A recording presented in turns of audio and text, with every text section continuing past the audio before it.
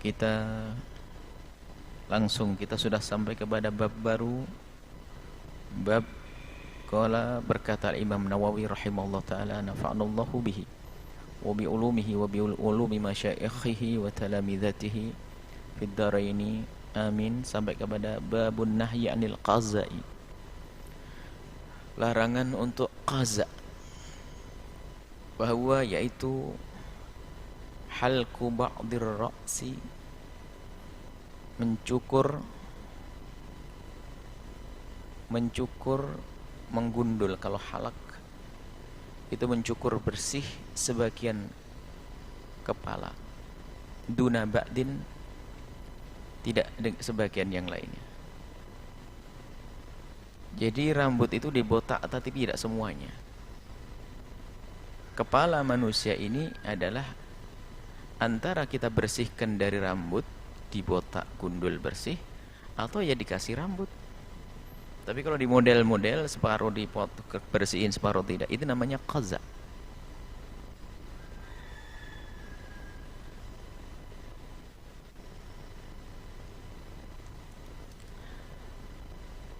Wa ibahatu halkihi, dan diperkenankannya untuk menggundul, membersihkan kullihi semuanya, lirajuli bagi seorang laki-laki, dunal mar'ati, bukanlah seorang wanita.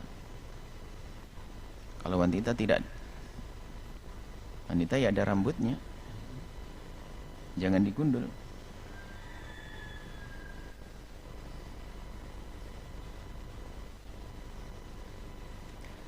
Baik, masalah qaza, hadis dari Sayyidina Abdullah bin Umar radhiyallahu taala anhuma qala, beliau berkata, naha Rasulullah sallallahu alaihi wasallam, baginda Nabi Muhammad sallallahu alaihi wasallam melarang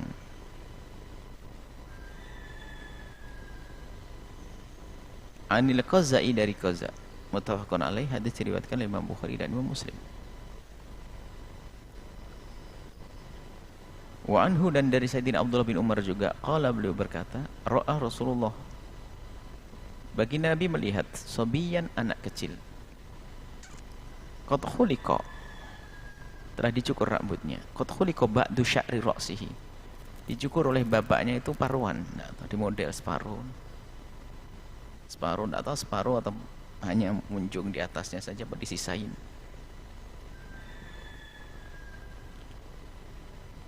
Waturika ba'duhu, sebagian lagi disisakan, ada sisa-sisa rambutnya.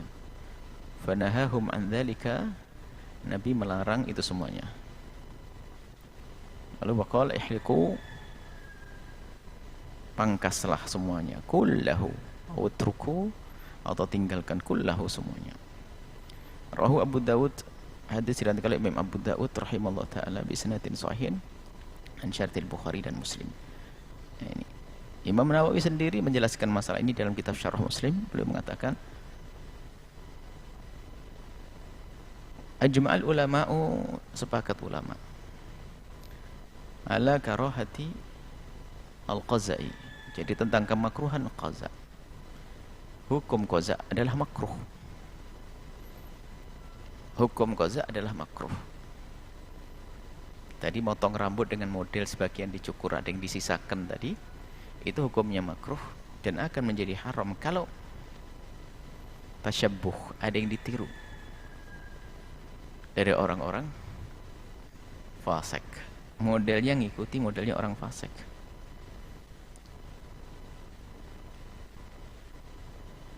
Nah, ini permasalahan kita ini, sebetulnya permasalahan keterikatan hati. Begitu mudahnya orang zaman sekarang ini ngikuti model, padahal dia la ilaha illallah. Model tentang rambut, potongan, dan sebagainya. Tidak pernah, atau orang-orang seperti itu terpesona dengan model yang diajarkan baginda Nabi. Jadi ngelihat Dari barat misalnya satu budaya, rambut model begini, diikuti semuanya. Begitu gampangnya, begitu mudahnya.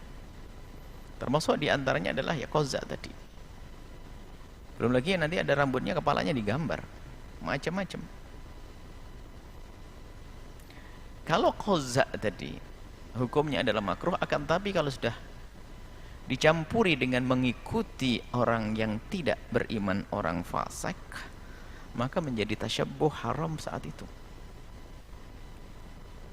Jadi qaza karena biasalah, karena ya pengennya begitu, itu adalah makruh. Dan jangan mengendengkan masalah kemakruhan. Orang melakukan kemakruhan karena teledor, dan orang yang melakukan atau orang meninggalkan sunnah Nabi karena teledor sangat berbeda dengan orang yang meninggalkan sunnah Nabi karena merasa risih dan tidak senang atau meremehkan. Itu beda. Dan ini harus diwaspadai semua dari kita.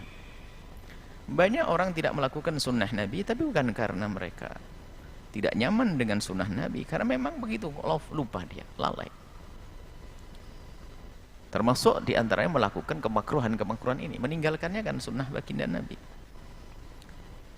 Maka ada orang yang meninggalkan sunnah Nabi ini yang banyak adalah karena ghaflah, karena lalai, bukan karena istihza, bukan karena istihanah, bukan karena merendahkan.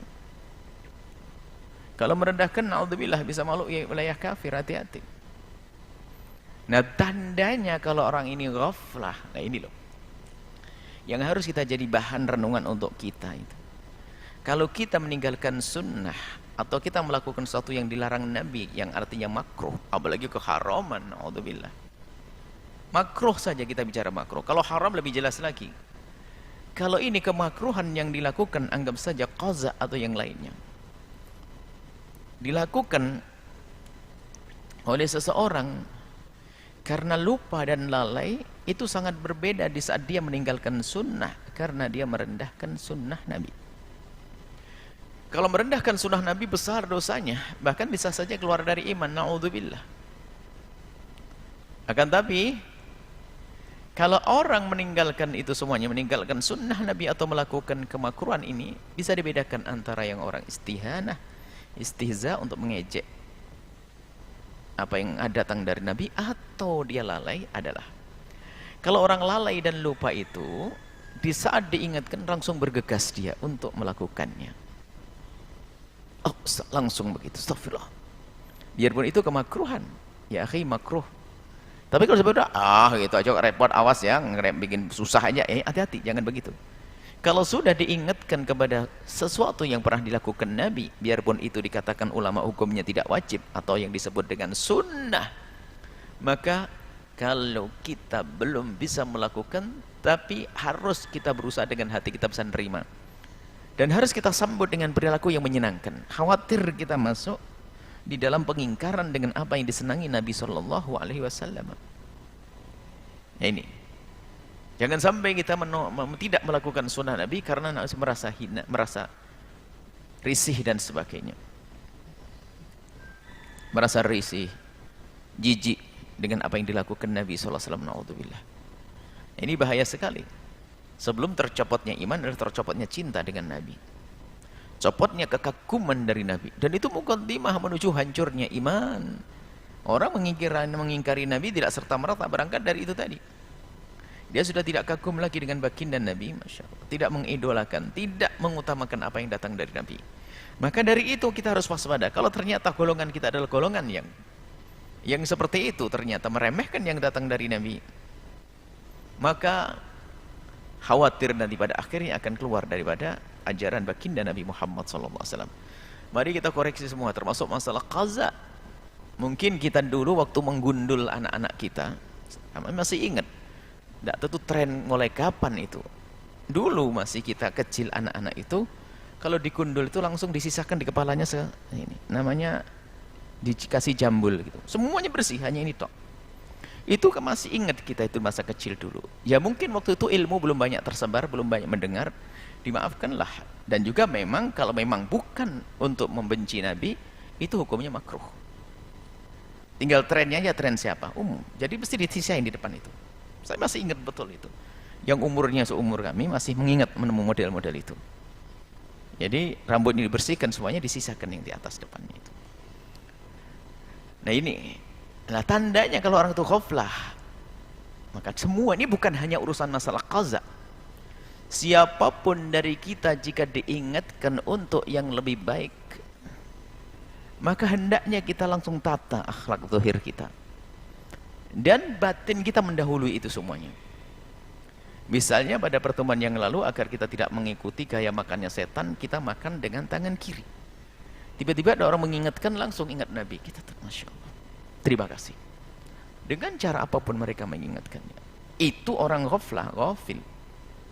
Tapi kalau orang sudah mulai merendahkan Nabi, meremehkan Nabi, lihat, susah hidayah sampai kepadanya. Ujung-ujungnya semakin membangkang kepada Rasulullah. Makanya kalau sudah ada kalimat-kalimat yang kotor, lihat saja orang-orang yang sudah tidak pernah punya adab dengan Nabi, dalam bertutur kata tentang Nabi, itu sudah seenaknya sendiri. Lihat, kalau diperhatikan, kalau tidak segera insaf dia dengan bertobat, maka akan kita temukan dia itu semakin jauh dengan Nabi. Pelanggaran-pelanggaran berikutnya akan dilakukan. Karena kuncinya sudah dibuang, yaitu apa? Kekaguman kepada Nabi. Cinta Nabi sudah mulai dikikis. Setelah itu, dia sudah tidak bisa mengikuti Nabi dengan serius. Sehingga mereka semakin jauh dari Nabi SAW. Sehingga perkumpulannya pun nanti pasti akan berkomunikasi dengan orang yang serupa. Yang biasa membuat guyonan tentang akhlak Nabi, tentang fisik Nabi, tentang perilaku Nabi. Masya Allah. Dan semoga Allah menjaga kita dari hal-hal, dari keburukan-keburukan itu semuanya. Baik, itu masalah qaza. Jadi permasalahannya bukan qazanya. Jadi permasalahan bagaimana rasa hati kita dengan Rasulullah SAW. Kalau sudah mendengar qaza itu makruh.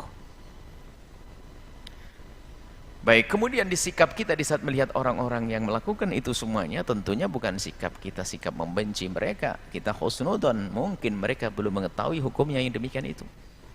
Tinggal kita mengingatkan mereka dengan penuh kelembutan. Seperti yang diajarkan Nabi, orang tidak tahu diberitahu. Hadis selanjutnya dari Sayyidina Abdullah bin Ja'far bin Abi Thalib. Abdullah bin Ja'far radhiyallahu ta'ala anhuma. Anna Nabi, sungguhnya bagi Nabi itu amhala ala Ja'far radhiyallahu ta'ala anhu thalatha. Menunda keluarganya Ja'far sampai 3 hari.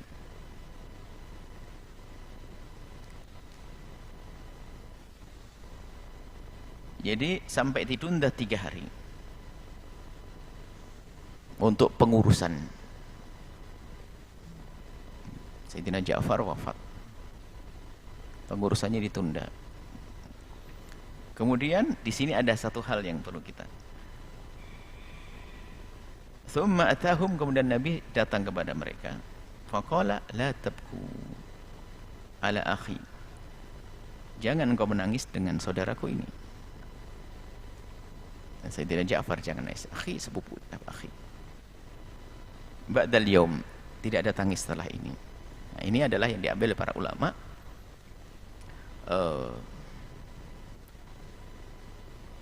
Masalah takziah. Kalau kita ingin takziah, menghibur itu, jika tempat kita berdekatan, setelah 3 hari itu menjadi makruh. Tidak dianjurkan. Untuk kita tidak mengulang dukanya sampai 3 hari masih begitu. Cuman karena mungkin ada orang jauh perjalanan dan sebagainya, diperkenankan. Bagi selain istri, kalau istrinya nanti boleh sampai ihdat. Ini ihdat 4 bulan. Jadi ada batasnya. Jadi kalau seorang selain daripada istri, maka 3 hari ini diambil dari riwayat ini. Berduka 3 hari. Jangan menangis setelah hari ini. Maksudnya ini bukan larangan. Nah, kalau tiba-tiba menangis lain cerita. Sebisa mungkin agar kita tidak mengulang-ulang duka itu. Kemudian tsumma qala ud'u li bani akhi. Panggil anak-anaknya Ja'far. Bawa ke sini. Faji'a bina ka'annana afrah. Didatangkan kami, banyak anaknya masih kecil-kecil, seperti digambarkan kami ini, kata Sayyidina Abdullah. Waktu kami kumpulkan itu kami seperti anak burung. Lucu-lucu masih kecil-kecil, anak burung. Waqala ud'u li al-hallaq. Panggilkan tukang cukur. Subhanallah. Jadi ada namanya anak-anak kecil, khawatir ya, yang tidak terawat kadang terlambat mandi dan sebagainya, itu kelihatan rambutnya itu kucel. Rambutnya kotor, Nabi menguruh bersihkan rambutnya. Karena kan hari itu hari sibuk, hari berduka, sehingga mungkin ibundanya kurang bisa memperhatikan karena kesibukan, sibuk, sudahlah, motong rambutnya. Ini yang diambil Imam Nawawi masalah ini. Ambil halak. Fahalaka ru'usana. Akhirnya dipotong, digundul rambut kami. Rawahu Abu Dawud isnadin sahihin ala syarti Al-Bukhari Muslim. Nah, dari riwayat ini menunjukkan bahwasanya anak laki-laki boleh digundul. Anak laki-laki boleh digundul. Kalau memelihara rambut, jelas. Memelihara rambut dan menggundul adalah mubah. Jadi tidak ada mengatakan memelihara rambut sunnah, menggundul sunnah, tidak. Biarpun dilakukan Nabi tidak disebut sunnah ini. Karena hal ini adalah hal-hal kebiasaan kepalanya orang digundul sama rambut. Jangan sampai nanti berubah memanjangkan rambut jadi sunnah karena Nabi panjang. Nah, itu adalah adat kebiasaan dari baginda Nabi SAW. Sesaat Nabi juga pernah dihalak. Nabi juga pernah dihalak, dihabiskan rambutnya. Jadi itu adalah kebiasaan. Ya, yang menjadi masalah ini sekarang ini, orang itu hanya mengikuti hawa nafsunya. Katanya memelihara rambut adalah ikut sunnah Nabi, tapi waktu umroh nggak menggundul rambutnya. Berarti kan seenaknya sendiri. Jadi kalau waktu haji dan umroh, tahallulnya kan dianjurkan untuk didoakan 3 kali al-halaq. Itu menunjukkan melihara rambutnya itu juga hanya sekedar action saja itu. Melihara rambut panjang. Ya. Jadi ada waktu halak umrah dianjurkan Nabi bahkan bukan sekedar kebiasaan kalau sudah halak. Kalau laki-laki kan halak. Didoakan 3 kali baru muqassirin, yang memendekkan rambutnya, tahallulnya. Nah, ini adalah masalah menggundul. Jadi kalau melihara rambut adalah boleh, menghabiskan rambut juga boleh. Yang nggak boleh adalah separuh-paruh, dan itu hukumnya makruh dan akan menjadi haram hukumnya jika kita itu ngikuti budaya atau caranya orang-orang yang fasik. Wa Ali radhiyallahu taala anhu, diriwayatkan dari Sayyidina Imam Ali radhiyallahu taala anhu, qala, beliau berkata, naha Rasulullah sallallahu alaihi wasallam, Rasulullah melarang antahlikal mar'atu ra'saha, dilarang wanita itu menggundul rambutnya kecuali ada udzur.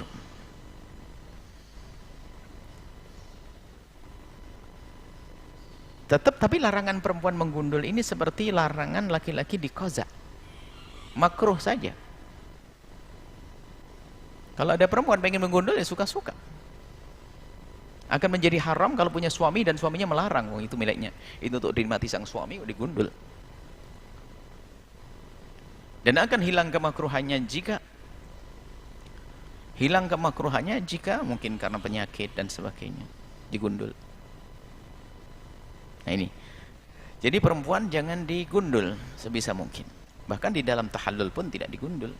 Tahallul dari umrah dan haji tidak digundul. Ini adalah masalah qaza, ya. Kemudian masalah memanjang, melihara rambut dan menggundul. Melihara rambut dan menggundul bagi kaum pria adalah mubah. Yang enggak boleh, yang makruh adalah qaza.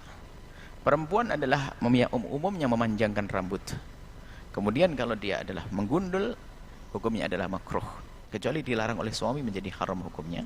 Dan kecuali di saat ada penyakit dan sebagainya harus digundul, maka hukumnya tidak makruh lagi.